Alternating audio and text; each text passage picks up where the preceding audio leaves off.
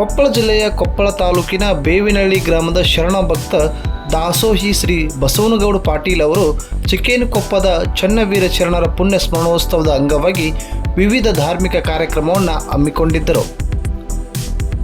ಪುಣ್ಯ ಸ್ಮರಣೋತ್ಸವ, ಸಾಮೂಹಿಕ ವಿವಾಹ, ತುಲಾಭಾರ ಮತ್ತು ಧರ್ಮಸಭೆ ಹಾಗೂ ಶರಣಶ್ರೀ ಪ್ರಶಸ್ತಿ, ಗುರುವಂದನಾ ಕಾರ್ಯಕ್ರಮವನ್ನು ಸಸಿಗೆ ನೀರು ಹಾಕುವ ಮೂಲಕ ಚಿಕ್ಕೇನಕೊಪ್ಪದ ಶರಣರು ಉದ್ಘಾಟಿಸಿದರು.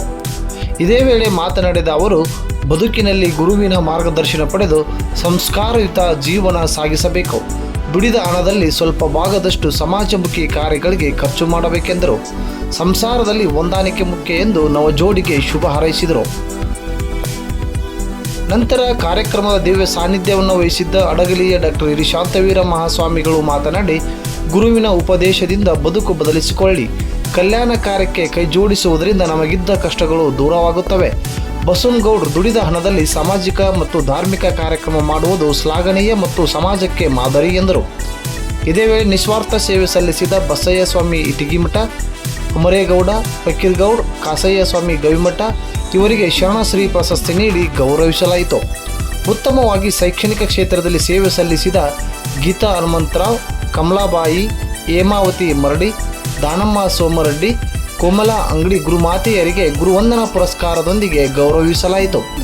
ಜನಪದ ಕಲಾವಿದ ಗವಿಸಿದ್ದಯ್ಯ ಹಳ್ಳಿಕೆರೆ ಮಠ್, ಗವಿಮಠದ ಸಂಗೀತ ಪಾಠಶಾಲೆಯ ಬಳಗ, ಮಹಿಳಾ ಧ್ವನಿ ಸಂಸ್ಥೆಯ ಕಲಾವಿದರಿಂದ ಸಂಗೀತ ಕಾರ್ಯಕ್ರಮ ಜರುಗಿತು.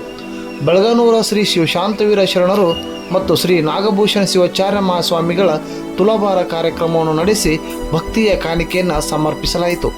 ಬಸವನಗೌಡರ ಮೊಮ್ಮಗನಿಗೆ ವೇದಿಕೆಯಲ್ಲೇ ಚೇತನ್ ಗೌಡ್ ಎಂದು ನಾಮಕರಣ ಮಾಡಿ ಶುಭ ಹಾರೈಸಿದರು.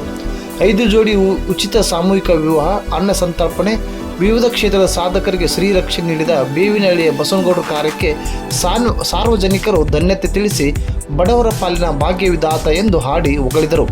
ಕಾರ್ಯಕ್ರಮದಲ್ಲಿ ಊರಿನ ಗಣ್ಯರು, ಗ್ರಾಮಸ್ಥರು, ಮಹಿಳೆಯರು ಹಾಗೂ ಪಾಟೀಲ್ ಕುಟುಂಬಸ್ಥರು ಭಾಗವಹಿಸಿದ್ದರು.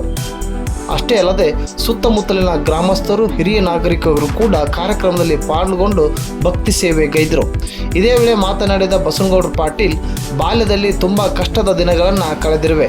ಚಿಕ್ಕೇನಕೊಪ್ಪ ಶರಣರು ಹಾಗೂ ಗವಿಸಿದ್ದಪ್ಪಜ್ಜನ ಕೃಪಾಶೀರ್ವಾದದಿಂದ ಇಂದು ನಾನು ಕಾಯಕದ ಮೂಲಕ ಸಾಮಾಜಿಕ ಮತ್ತು ಧಾರ್ಮಿಕ ಕಾರ್ಯ ಮಾಡಲು ಅವಕಾಶ ಸಿಕ್ಕಿದೆ.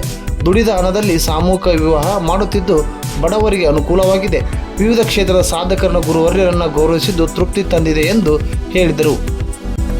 ನಾವೆಲ್ಲ ಸರಿ ದಾರಿಯಲ್ಲಿ ಹೋಗಲಿಕ್ಕೆ ಅವಕಾಶವಿದೆ ಎನ್ನುವಂಥ ಮಾತನ್ನು ದಾಸೋಹ ಮಾಡಬೇಕು.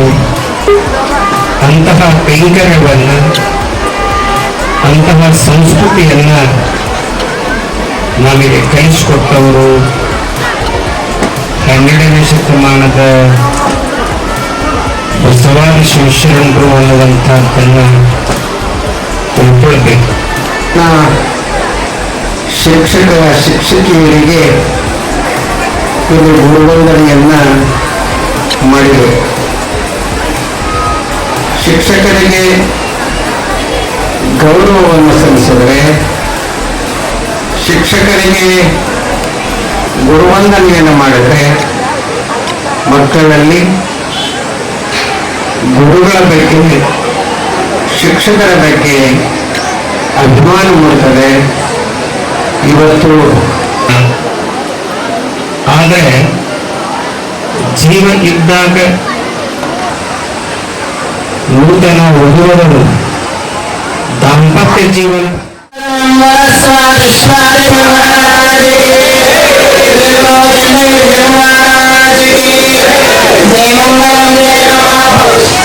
ನಾಗಭೂಷಣ